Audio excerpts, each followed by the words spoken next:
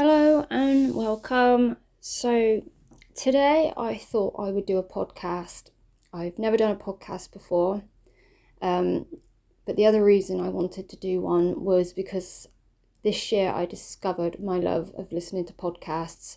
I love having my headphones on and listening to spiritual videos.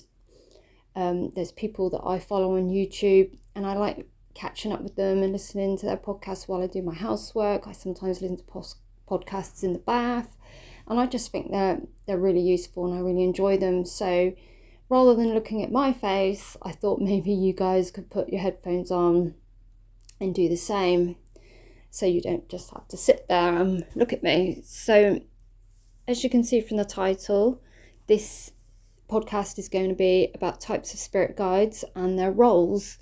Now, I wanted to do this because I was looking at my channel and I thought, well, I've done all about my experiences and lots of bits and pieces, but bearing in mind this is meant to be a channel and a journal all about spirit guides, I haven't actually explained the different types of spirit guides and what their roles are. So I thought I'd go with that today. So we'll just go straight into it. So when we think of spirit guides, I think a lot of people immediately think of family members, which is fine, because I mean, my dad, he died over 10 years ago, and there's absolutely no doubt that he is guiding me from spirit. And the same with my grandparents and even my great-grandparents. Even though I didn't know them, they are guiding me. I've had a spirit artist draw the pair of them, which blew me socks off. So yeah, family members, it's a biggie. Of course they guide us. They don't just go off to spirit and then that's it, I'll see you when I see you kind of thing. No, of course they're there. So then we've also got your guides in general. So they're perhaps not your loved ones. They are guides who've been assigned to you. Now, the guides that I'm talking about are, a lot are from your soul cluster group in spirit. So, for example, my main guide, Matt, we have had many lives together, and I've had evidence of this. And so he, on this occasion, is choosing to guide me from the spirit realm.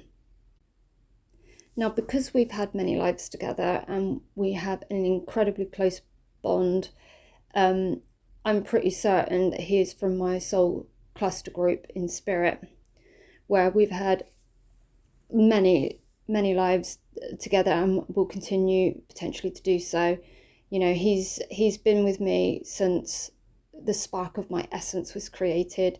So believe it or not, there is such a thing as a maternity ward where new souls are made in spirit, and there's many roles in heaven. And so you have midwives and nurses who choose to look after young souls until they are mature enough to start incarnating. And I believe he's been there right from the beginning and will continue to be with me until our work is done and we ascend and we go back to source and everything's great. So yeah, and then you've got your guides who might be outside of your soul cluster group, and I tend to feel they're the ones that sort of stand a bit more in the background. That they could be from other soul cluster groups, but they have opted to be a guide, and they can be guiding many people, and so they also might come to assist you. Going back, so when I talked about my main guide Matt, he's been with me since birth, because he is my main guide and will continue to be with me until I pass back into spirit. Just wanted to point that out, because many people talk about main guides, and they are the ones that have been there right from the beginning, because they are the ones that are going to oversee everything you do throughout that entire incarnation, making sure you meet your goals, that you hit your targets, and basically everything you plan to do and experience, and making sure that you're on track. So that's a kind of basic explanation of what a general main guide does.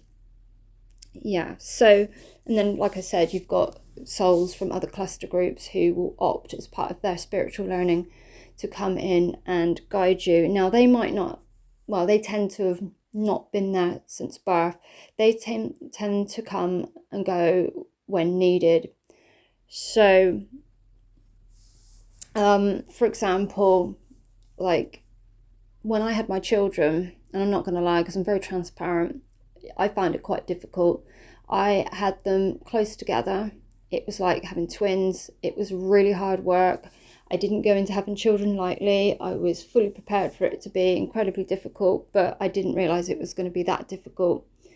And it turns out I had a kind of a Victorian lady, like a kind of like a nanny, and she was with me while my kids were growing up, and just to watch over me, you know, so that I can, if you like, keep my crap together, because it really was. I found it so difficult. And yeah, and she was there to just make sure the children were okay and that everything was, you know, not going awry. So she came in for a period of years, and then another guide I had roughly around the same time was a clown. Now, I absolutely can't stand clowns. I have a real phobia about it. I literally can't with clowns. So thank God I never actually saw this clown. But my clairvoyant friend Karen Price, who would come round for months, she'd be like, "Oh my God, it's the clown again." So yeah, we'd be sat in my lounge and she'd be like, "Oh my God, he's here again. He's playing peekaboo." And that, oh my God, that would, like, the thought of that, like, oh, it would get me going. I couldn't stomach it. I really don't like clowns. But his role was to obviously uplift the atmosphere, to entertain the children, so to speak, to make light of things. You know, so even though I don't like clowns, he had a very important role. So, but I don't think he was with me for that long. I'm guessing a few months. But that's the type of thing I'm talking about, you know, where they come in as and when needed. Now, this might be years, this might be months, weeks, even seconds. So, yeah, I'll come on to that bit later. The other thing is child guides. Now, I'm going to go out on a limb here. I don't 100% feel, this is just my thought, when child guides come through, I feel people switch off a bit. So when I've drawn pictures, spirit guide portraits for people, I always get this feeling in my gut. I can't help it. I'm trying to be transparent. I just feel like, oh gosh, I hope that they're going to be accepted, because I think people get it in their head that, well, what's a child got to offer? You know, I want somebody who looks magnificent, and they do this and they do that, and you know, what's a child guide got to offer? Well, it's actually quite the opposite. They have tons to offer. They are super valuable, because one, like human children, they are incredibly switched on. They are unconditioned. They kind of got like half their toe in the spirit realm and half their toe here on the earth plane. Hence why, you know, imaginary friends are super creative. You know, they got it going on. They're more spiritual than us. And so when a child guide comes through, I think, yes, this is great. And I think people should be, I guess, more understanding of it, and more appreciative. And yeah, child spirit guides, they're there to bring out your inner child, to not take life too seriously, to just like use your imagination, let go, just do whatever. Creativity is the big one. So yeah, you got your child guides, and then you've got your angels and your archangels. You know, they guide. I mean, I've lost count now of how many times I've had to call in Archangel Michael because I don't know, I'm just feeling uneasy. I can't sleep, and I'm just like, right, let's bring him in.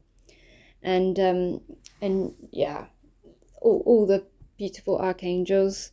And then you've got your ascended masters like Jesus, Buddha, Gandhi, souls who once walked the earth plane, incredibly enlightened people who did an incredible thing for the world. You know, they can also guide. And then you've got your spirit animals. Now, I know some people probably think, well, what's an animal going to do for me? Well, they do a lot. They are just as valuable as any other guide.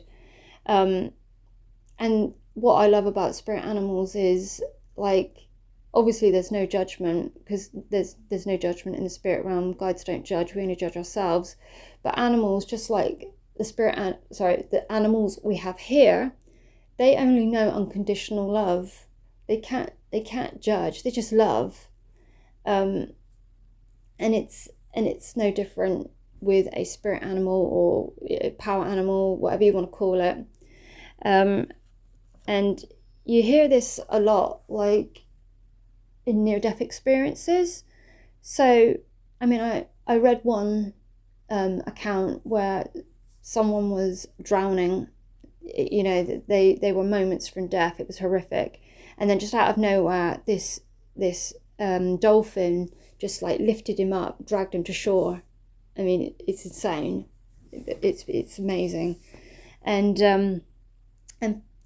another example might be that, I don't know, you're in a car crash and you've not got much strength left in you. It's a dire situation. Then all of a sudden the spirit of the lion comes in, and you are just given this strength out of absolutely nowhere to kind of like pick your legs up, drag yourself out the car to safety.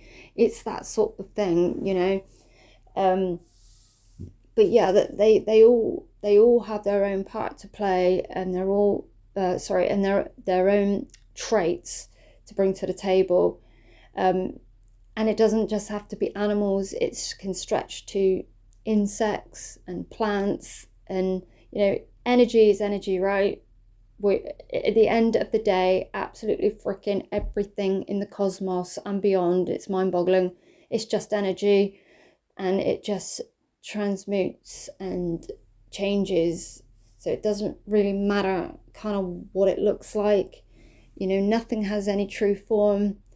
Same like with the archangels. I mean, we look at Archangel Michael and Archangel Gabriel as like male, and you know, we see all these visions in religion and online, but ultimately they could easily come through as male or female and in different form. It's just how we, you know, wish to perceive them.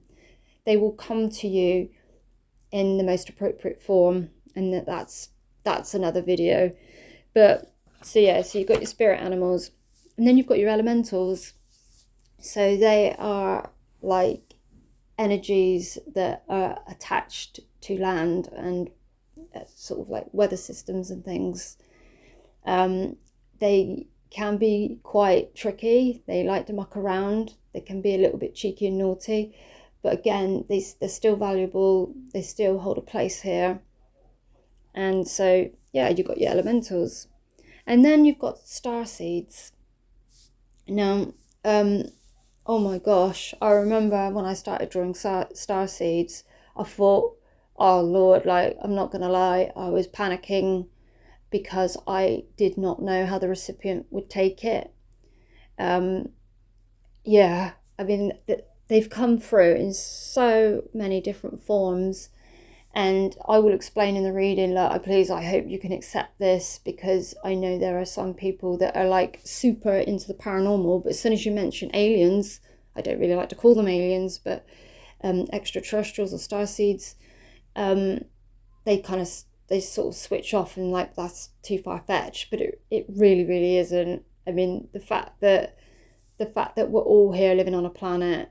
I mean, you got to, I don't know, I just question anybody's sanity if they can't believe that there is life on other planets when we're sat here now communicating. So yeah, starseeds, oh my god, incredibly enlightened beings, because they are more advanced than us. The ones that we know of anyway. I mean, I'm sure there are plenty of lower life forms than us, like, I don't know, little insects and whatnot, just on a planet somewhere. There's bound to be lower, there's bound to be higher. And they are assisting us very closely at present. I mean, you just can't escape it. It's all over the internet. If you follow spiritual social media, they are very close with us right now because of all the change going on in the world.